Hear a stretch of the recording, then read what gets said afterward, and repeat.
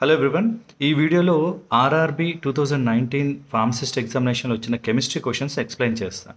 Let us look at the question first question, the synonym for chlorinated lime is. Options ఏమి ఇచ్చారంటే slaked lime, bleaching powder, quicklime, limestone. ఇవన్నీ calcium related products. Chlorinated lime అంటే bleaching powder CaO, Cl2 taken twice ఫార్ములాతో ఉంటుంది. మిగతావి కూడా చూద్దాం. Slaked lime అంటే calcium hydroxide CaOH twice. Limestone అంటే calcium carbonate CaCO3. Quicklime అంటే కాల్షియం ఆక్సైడ్ CaO. సో వీటన్నిటికీ సినోనిమ్స్. ఆర్ఆర్బీ ఎగ్జామినేషన్లో ప్రతి పేపర్లోని ఏదో ఒక ఇనార్గానిక్ కెమికల్ ఫార్ములా సినోనిమ్ అడుగుతూ ఉన్నారు, కాబట్టి ఇవి గుర్తుంచుకోవడం మంచిది. సో అగైన్, క్లోరినేటెడ్ లైమ్ అంటే బ్లీచింగ్ పౌడర్, క్విక్ లైమ్ అంటే కాల్షియం ఆక్సైడ్, లైమ్ స్టోన్ అంటే కాల్షియం కార్బనేట్, స్లాక్డ్ లైమ్ అంటే calcium hydroxide. Now let us move on to the next question. Reduction in chemical reaction is. Oxidation reduction మీద చాలా questions వస్తుంటే బేసికల్గా మనం ఆ definitions కరెక్ట్గా అర్థం చేసుకోవాలి. ఆక్సిడేషన్ కానీ రిడక్షన్ కానీ మూడు రకాలుగా డిఫైన్ చేయొచ్చు. ఒకటి ఆక్సిజన్ యాటమ్ బట్టి, రెండు హైడ్రోజన్ యాటమ్ బట్టి, మూడు ఎలక్ట్రాన్ ఎడిషనా రిమూవల్, దాన్ని బట్టి కూడా డిఫైన్ చేయొచ్చు. ఆక్సిడేషన్ అంటే as the name indicates addition of oxygen add చేయడం ఆక్సిడేషన్, లేదా loss of hydrogen, loss of electrons, వీటిని ఆక్సిడేషన్ అంటారు. ఎలక్ట్రాన్స్ కానీ తీసేస్తే ఆక్సిడేషన్ ప్లస్ నెంబర్ పెరుగుతుంది, అది ఆక్సిడేషన్ అనమాట. నా రిడక్షన్ అంటే ఆపోజిట్. రిడక్షన్ అంటే addition of hydrogen or addition of electrons or removal of oxygen. Reduction తగ్గడం అనేది ఎలా వచ్చిందంటే ఎలక్ట్రాన్స్ యాడ్ చేస్తే ఆక్సిడేషన్ నెంబర్ తగ్గుతుంది, ప్లస్ నుంచి తగ్గుతుంది, అందుకు రిడక్షన్ అన్నారు. సో మూడు రకాలుగా డిఫైన్ చేయొచ్చు, oxygen atom, hydrogen atom, electrons బట్టి. నా క్వశ్చన్ ఏమి ఇచ్చారు? Reduction in chemical reaction is. First one ఏంటి? లాస్ ఆఫ్ హైడ్రోజన్స్ తీసేస్తే ఆక్సిడేషన్ అవుతుంది. సెకండ్ ఆప్షన్ ఏంటి? Gain of oxygen. Again oxygen add అయినా ఆక్సిడేషన్ అవుతుంది. Gain of nitrogen has nothing to do with oxidation reduction. Gain of hydrogen add చేసిన, electron add చేసిన ఆ ప్రాసెస్ని రిడక్షన్ అంటాం. So right answer for this question is option 4, gain of hydrogen. Now let us move on to the next question. Thioglycolic acid is used in the limit test for. Limit టెస్ట్లు చాలా సింపుల్గా ఉంటాయి, principal కరెక్ట్గా గుర్తుంచుకుంటే సరిపోతుంది.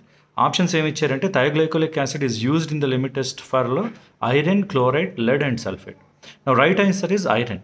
Iron thioglycolic యాసిడ్తో combine అయ్యి ఒక పర్పుల్ కలర్ సొల్యూషన్ ఫామ్ చేస్తుంది. అది that is used as a principle in the limit test for iron. క్లోరైడ్కి ఏంటి అంటే సిల్వర్ నైట్రేట్ యూజ్ చేస్తారు. లిమిట్ టెస్ట్లు అన్నీ కూడా ఎందుకు చేస్తారంటే ఆ పర్టికులర్ శాంపిల్లో ఇంప్యూరిటీస్ లిమిట్లో ఉన్నాయా లేదా టెస్ట్ చేసేది లిమిట్ టెస్ట్, అందుకు లిమిట్ టెస్ట్ అనే పేరు వచ్చింది. దానికి స్టాండర్డ్గా ప్రతి ఒక్క ఇంప్యూరిటీ ఒక పర్టికులర్ పార్ట్స్ పర్ మిలియన్ లెవెల్లోనే ఉండాలని ఫార్మకోపియాలో మెన్షన్ చేస్తారు. సో ఆ లెవెల్స్లో ఉందో లేదో చెక్ చేసే టెస్టే లిమిట్ టెస్ట్. అందుకే దాన్ని semi quantitative test or semi qualitative test అని అంటారు. అంటే ఆ లెవెల్లో ఉందో లేదో టెస్ట్ చేయడానికి ఒక స్టాండర్డ్ సొల్యూషన్ ప్రిపేర్ చేసి మన టెస్ట్ శాంపిల్ని యూజ్ చేసి రెండిటి ఒపాలసెన్స్ లేదా కవర్ ఇంటెన్సిటీని కంపేర్ చేస్తాం. సో ఐరన్కి థయోగ్లైకోలిక్ యాసిడ్, క్లోరైడ్కి సిల్వర్ నైట్రేట్ యూజ్ చేస్తారు. నార్మల్గా మీరు వాటర్లో కూడా క్లోరిన్ కానీ ఉంటే డిజాల్వ్ అయి ఉంటుంది, మనకేం కనిపించదు. అదే సిల్వర్ నైట్రేట్ వేస్తే సిల్వర్ నైట్రేట్తో క్లోరైడ్ కంబైన్ అయ్యి సిల్వర్ క్లోరైడ్ కంబైన్ అది విజిబుల్గా అవుతుంది. సో ఎంత విజిబిలిటీ అనేది depends upon the concentration of the chloride, దాన్ని బట్టి ఎంత కాన్సన్ట్రేషన్ ఉందో చెప్పచ్చు. అవి లిమిట్ టెస్ట్ అనమాట. లెడ్కి రెండు రకాల టెస్ట్లు ఉన్నాయి. హైడ్రోజన్ సల్ఫైడ్తో చేస్తే బ్రౌన్ కలర్ ప్రెసిపిటేట్ రావచ్చు, లేదా డైథియాజోన్ అనే ఒక కెమికల్తో కంబైన్ చేసిన ఒక రెడ్ కలర్ సొల్యూషన్ ఫామ్ అవుతుంది. రెండిట్లో ఏదైనా యూజ్ చేయొచ్చు. Sulphate, barium chloride reagent use చేస్తారు. బేరియం క్లోరైడ్ సల్ఫేట్తో కంబైన్ అయితే బేరియం సల్ఫేట్ ఫామ్ అవుతుంది. అగైన్ ఇది ఒక ఒపాలసెన్స్ ఫామ్ చేస్తుంది. ఆ ఫామ్ అయిన ఒపాలసెన్స్ ఆర్ ఫామ్ అయిన కలర్ ఐరన్, లెడ్ విషయంలో it all depends on the concentration of that particular impurity. దాన్ని బట్టి మనం డిటర్మైన్ చేస్తాం, అది లిమిట్ టెస్ట్ అనమాట. Let us move on to the next question. Sodium fluoride is used to prevent. Sodium fluoride దేనికి వాడతాము? Options ulcer, dental carries, dandruff, skin problems. ఈ sodium fluorides ఇవన్నీ మన టూత్ పేస్ట్లో ఉంటాయి. సోడియం ఫ్లోరైడ్ NaF చేసే పని ఏంటి అంటే మన టూత్కి అవుటర్ కోటింగ్ ఎనామిల్తో సోడియం ఫ్లోరైడ్ కంబైన్ ఒక బాండ్ ఫామ్ చేస్తుంది.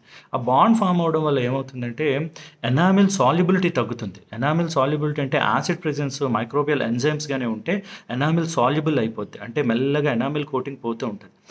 దానివల్ల వచ్చేది dental caries. Sodium fluoride insoluble చేయడం వల్ల యాసిడ్ ప్రెజెన్స్లో కానీ ఎంజైమ్ ప్రెజెన్స్లో కానీ డెంటల్ లాస్ జరగదు, డెంటల్ క్యారీస్ జరగదు. అందుకే దాన్ని టూత్పేస్ట్ వీటన్నిటిలో వాడతారు. And it is used for dental caries. ఇది mechanism of action of sodium fluoride.